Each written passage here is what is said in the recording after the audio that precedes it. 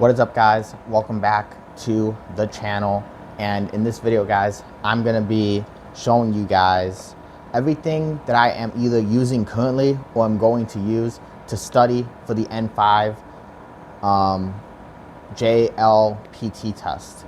So I've been studying Japanese for maybe like a year or two on and off, but I'm actually taking my Japanese learning very seriously now. I have been grinding with the alphabet and learning how to write in Japanese, and I've been doing a little bit of studying with the workbooks that I have bought already, and I've been using some apps as well. So in this video, guys, I'm going to show you guys everything that I am using. Excuse the AC in the background, guys, but in the area I live, it's very hot outside. I am from Chicago, guys, so it's pretty hot because we are in the summer seasons, but just bear with that noise in the background. This video will be a banger, and you can trust and ensure that. But the first thing I'm going to show you guys is this workbook, and I'm going to link everything with photos up here and stuff. If I link it in the description, I'll actually be very shocked because I've never done anything like that before. But I'm going to try to, but I can't promise you guys anything. But this is the first book we're going to talk about. This is the Hiragana and Katakana practice workbook to learn Japanese. And what you're going to see in this workbook, guys, is you're going to see how to write the letters, going from the beginning all the way to the last letter of the alphabet in Japanese. So a, I, U, E, O, ka, ki, ku, ke, ko, sa, shi, su, se, so, and so forth, guys. And it goes through how to write them, each stroke in the correct order, and it gives you a bunch of boxes to practice. And then within the book, it gives you words to practice writing as well. That way you get used to writing like words in between learning some of the other letters, which I think that's pretty cool. You got hiragana and katakana all in one workbook.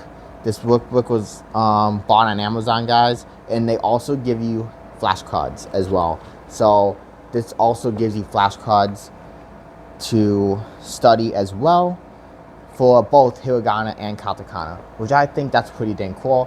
I actually started using this when I was starting to learn the alphabet and getting into the writing. Another book I got, guys, is this one right here, the Japanese workbook. Once again, guys, this is just practicing letters and writing and stuff. And I have a bunch of paper in here as well because when I was at work, I was sitting there and I was writing the letters on there. And I also like to use my memory, so I'll see how much I can remember without even looking at the book at all to see if I'm actually memorizing these letters. So same thing, guys. You got hiragana and katakana in this book as well. I want to see if they give you words. I don't think this one actually does give you words. So yeah, this one does not give you words. That's the only difference between this one and that one. This one does include flashcards as well for both hiragana and katakana, guys. But yeah, if you wanted to practice writing words in the workbook, you want to get this one.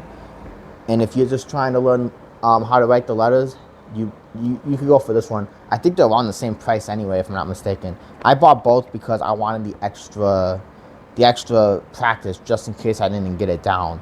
So that's the reason that's the reason I have two, basically. The next thing, guys, that I bought was this Learn Japanese for Kids. This is a banger, and not many people probably know about this. This is actually a really good tool as well to use for learning basic words. From what you guys are going to see from when I record and overlay it, it gives you gestures / greetings. So you got konnichiwa, sayonara, which we don't use sayonara in Japan. We use sayonara when we're saying bye forever.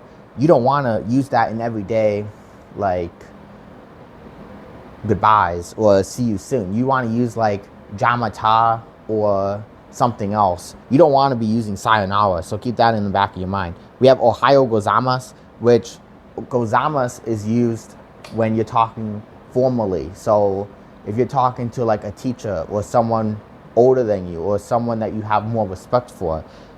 Otherwise, if you're talking to someone that you're really close to, like family or really close friends, you take off that gozaimasu and you just use Ohio. So just a few things to keep in mind when you're learning Japanese is formal and informal speech. But yeah, you got like the basic greetings, you get family, you get the colors, you get shapes, you get feelings. So just keep in mind that, oh, you get food in here as well, guys. So yeah, really cool book, and it just gives you basic words that you're going to be using. So like kitchen utensils and stuff like that is in this book. And I think this book, I got this off Amazon. I think it was like maybe 15 bucks, if that. So really good price as well. Another thing, guys, that I bought that I'm using is this Japanese picture dictionary. So once again, guys, off Amazon as well. And it gives you some photos and it gives you the word in Japanese. So like an example, what, like asking what, nan desu ka, and it has a picture of a guy and he's like this and it says nan desu ka.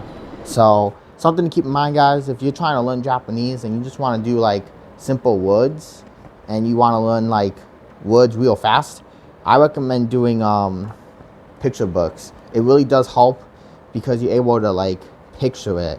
So like watashi, I or me. So like watashi means I, basically.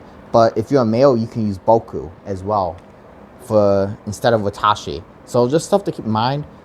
This is really cool. You get the photos, you get the words and stuff. And this one's more for like adults as opposed to children. So if you're an adult trying to learn Japanese and you don't want to buy a children's book, which in my opinion, if you're learning a new language, treat yourself like a kid because you're basically starting all over. That's kind of like what I was doing wrong, was I was trying to learn Japanese like an adult would. You don't want to start learning like an adult would. You want to start learning as if you're in elementary school again. So there really is no ego when you're trying to learn a language, especially if you're trying to learn something that has a whole different writing system. Like we don't use English. I mean, you could use English writing in Japanese, but using Romanji is not going to help you recognize stuff when you're out in the real world. When you actually go to Japan, you ain't going to see that. You're going to see the Japanese writing everywhere. So just keep that in mind, guys. But yeah, this book is really cool as well. I've been using that as well, guys. Now we're going to get into the N5 books that I bought at this place over here. This is in Chicago. I did not order these online. They might have them online. So I'm not really going to link anything for these. If I do link anything for these, like I said, if I link anything for those, it'll be in the description. But I'll definitely put the photo up there whenever I talk about it. But the first thing we're going to talk about is this Genki book number 1.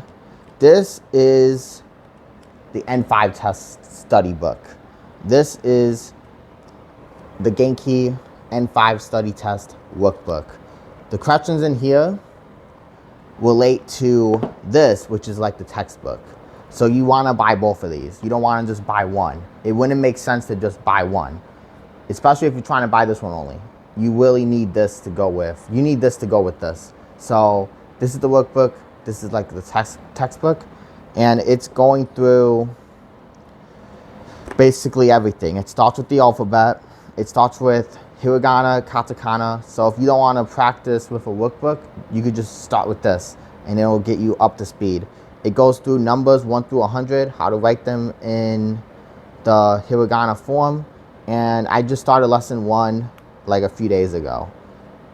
Well, actually no, I started lesson 1 today.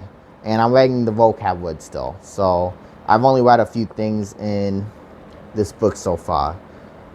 But basically, it's pretty hefty. And the book does say that when you're done with this, you should be able to pass the N5 exam. If you study and you work and you actually practice what the textbook says. If you read it once, you might pass if you're lucky. but don't take this test lightly. You don't want to go in thinking that you're going to have an easy test and then be shocked by how tough and how easy it is to really mess up when the pressure is on. So definitely don't think that it's going to be an easy test. Go in thinking it's going to be a very tough test, and then if it's easy, you'll be shocked and you'll easily pass. And another thing I'm using, guys, is I'm just using a blank notebook to take notes from the actual textbook that I'm using. And this is something I recommend doing, guys, because writing in Japanese, you definitely want to practice it. I wrote all the numbers, which I'll show you guys. I wrote all the numbers out, and that was a lot of fun. And I was actually getting stressed with the numbers when I first started studying the numbers. I was getting very stressed. But honestly, guys, writing them all out, I felt way less stressed. I was like, you know what? I actually think I can tackle this. I think I can tackle this problem if I just keep practicing. And when it comes to learning a language, it really is all about practice. Like, it's practice makes perfect. That's literally what learning a language is, guys. All right, guys. The next thing, flashcards, front and back. I recommend using flashcards to study. I've been using flashcards to study. I have the hiragana stuff all written out, and I have a few of the katakana stuff written out already. Definitely recommend using flashcards just because it keeps your memory going, and also you gotta quiz yourself to see how much you know. I also recommend writing it out as well, like from memory, just going through the entire thing, like a, I, U, E, O, write them all out. Ka, ki, ku, keko, write them all out, stuff like that. All right, guys, the next thing I have not used these 3 books yet, but I bought them. This is the N5 1000 Essential Vocabulary for the JLPT N5. I haven't really looked at this yet. I can't tell you what's in it, so I'm not gonna go super hard into it, but it looks like they got photos and like woods, so definitely something that I have to look into when we get to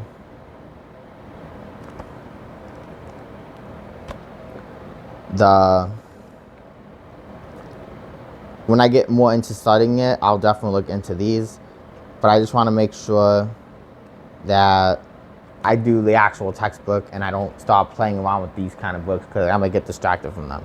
Another thing I got, guys, is this one. I believe this is also I want to say it's a roll. Oh, this is like a practice. Is this like a practice test type thing? I think this is a practice test type thing, actually, if I'm not mistaken. It looks like there's questions and then there's like answers that you have to like answer. So like one of those 4 is the correct one. So this is kind of like a practice test type thing. So this is something that you might be interested in buying if you're taking a JLPT N5 or N4. It's got both of them, actually. But yeah, that's something you might be interested in buying as well. Like I said, I got this all from like a bookstore that's in my area, and I also got this as well. It looks like this is also like practice questions and stuff. Gives you questions, a few multiple choice answers, and stuff like that. I definitely recommend studying up and doing as much practice as you can, because you're paying money to take this test and you don't want to be shocked by anything that you might find in the thing. The next thing, guys, that I've been using, and I've been using this for about a year now, but I've been on and off with it. I haven't been on this website in a while. Japanese Pod 101. You do have to pay for this website, but I do like the fact that there's so many lessons and stuff like that. Like, you can actually upgrade as well to get an actual tutor if you're not used to studying on your own, or if you're not motivated to study on your own, you could definitely do that as well. It'll make it easier. That person will keep me motivated and all that other stuff. But yeah, Japanese Pi 101, this is just the notebook that I've been using for it. I haven't been on that website in a while, but maybe I'll show you guys what the website looks like before I sign in. I'm not going to sign in and try to screenshot because I don't know if they allow that. But now we're going to move on to the apps, guys. So I'm going to actually go look at the apps on my phone. I have a few. First one I know for sure that I've been using Duolingo on and off. Duolingo is more like a quiz type thing. Don't use Duolingo to actually study. Use Duolingo to quiz yourself. Like, in my opinion, people that try to learn from Duolingo alone, they don't really learn. It's more like a fast reaction quiz type thing. So don't really try to learn from Duolingo because you won't memorize anything that way. You actually got to take those words and study them outside the app and then go into the app to kind of quiz yourself to see if you remember what they are. And then Muchi Kana, it's an app where you get to write the hiragana and katakana, and they quiz you with words. So you hear the sound, which this is part of the test that you're going to be doing. The JLPTN5, it's all about speaking, listening, and understanding the vocabulary, being able to comprehend and stuff like that. It's all of them combined, and you want to listen for the sound and click on the correct answer. So I've been using that as well. There's also one called Muchi Kanji, which I have not used yet, but I definitely will recommend it just because I like the Muchi Kana.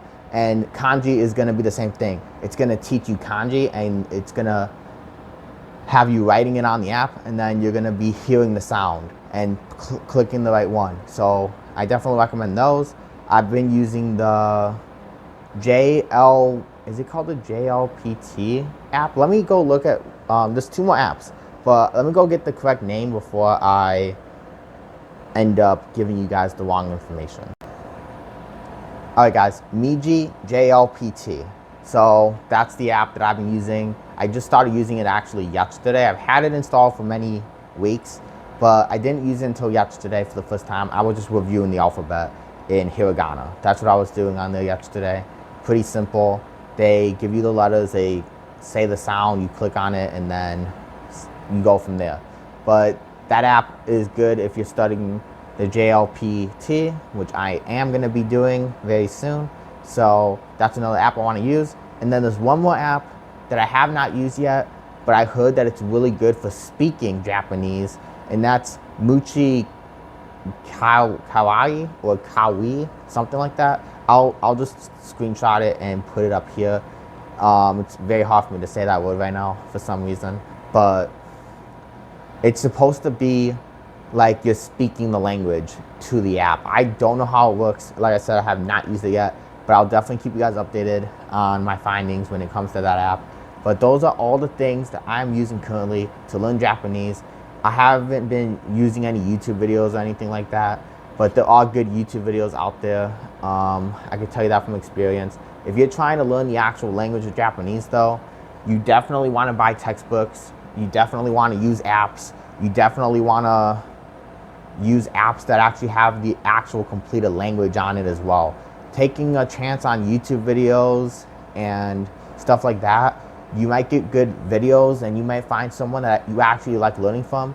But the thing is, you want to make sure that they actually have everything out, because if they don't have everything out, you're going to be kind of stuck like in a situation where you're waiting for that person to upload, if they are uploading again.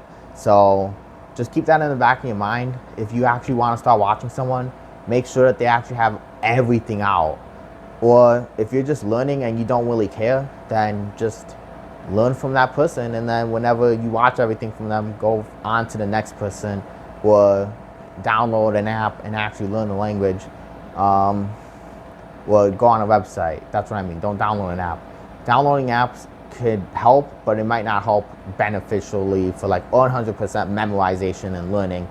I usually use apps just for reviewing. I wouldn't recommend completely learning off of an app, just because the success rate on that is very small.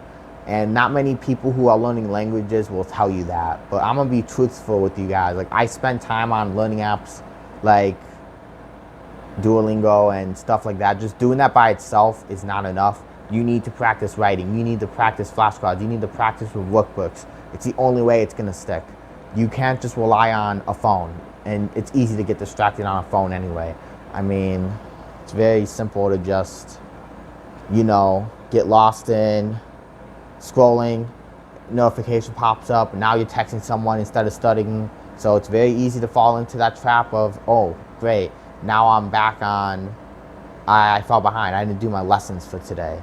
As opposed to putting away your phone, using a workbook, now there's no excuse. Now you have to study. You don't have no distractions. There's nothing that's gonna get in your way of that lesson. But anyway, guys, I hope you guys enjoyed this video. This is everything I am using to learn Japanese, and I want to make Japanese content on here. I actually want to teach you guys everything I'm learning. Like, I'm still new to this. I might mess up pronunciation and stuff, and if I am, I want you guys who might know more than me to be like, hey, I don't think that's how you say that, or I think you gotta put more emphasis on this word and stuff like that. But anyway, guys, I hope you guys enjoyed. I'll try to upload a lot more. I've been slacking, guys, but it's all on me. I do have some cool ideas for this YouTube channel, and I have some big announcements coming up, I'm hoping. So hopefully all goes well. But anyway, guys, I'll see you guys in the next video, and I'm gonna start using Jamata for my outro from now on. And I'm gonna start saying konnichiwa, zaktas when I'm doing my new videos, just because I want to actually use the stuff I'm learning, because it's use it or lose it. That's how it is with a language, just like muscles, guys. Use it or lose it. But anyway, guys, Jamata. See you guys next time.